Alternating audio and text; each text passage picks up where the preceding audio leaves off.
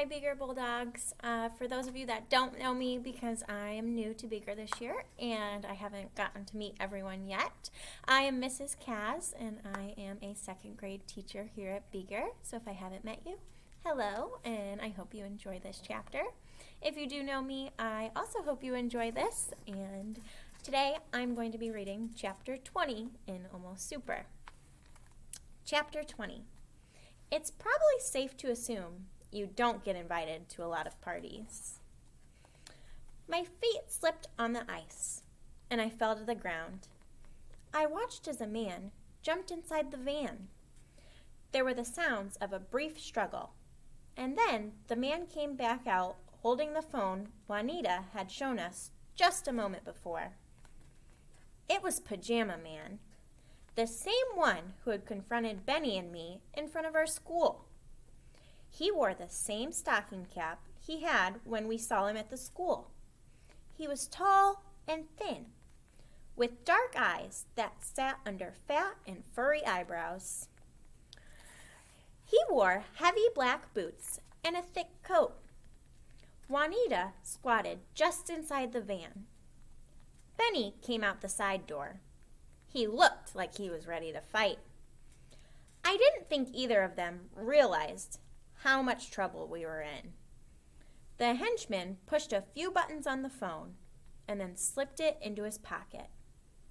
So, what kind of critters have infested my van? My hand edged toward the phone in my pocket. Come, my dear, the man motioned to Juanita through the back door. It must be stuffy in there. Feel free to step out into the fragrant night air. The man spread his hands and smiled. I would introduce myself, but I think I prefer my anonymity.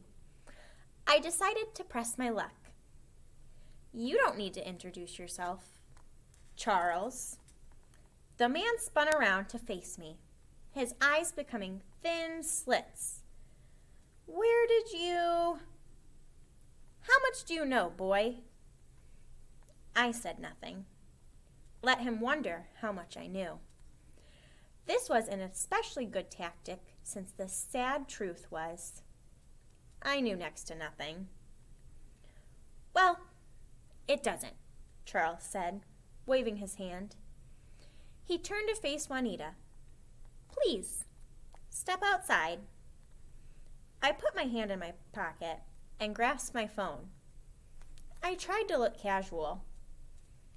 Charles stood there, his arms folded, with an I hate you smile on his face. It sounds like you three have been doing your homework. You've discovered something about our little family, have you? That's too bad. People don't live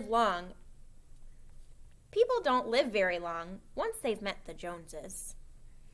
Juanita looked surprised, but she recovered almost immediately. Your family sounds like a cheery bunch, she said, climbing out of the van. It's probably safe to assume you don't get invited to a lot of parties. Pass me your phones, Charles said, snapping his fingers. In an instant, my brain formulated a plan. There was 3 of us. He couldn't catch us all at once. Run, I shouted, pulling the phone out of my pocket. Run and call for help. It was a good plan. It should have worked. Only it didn't. One moment I was running, moving away from the van. The next moment, I wasn't moving at all. A brief moment of disorientation, and then nothing. Looking down at my feet, I realized I was 12 inches off the ground. I was flying. You'll have to wait tomorrow to see for chapter 21 how he's flying. Have a good night. I hope you enjoyed this chapter. Bye.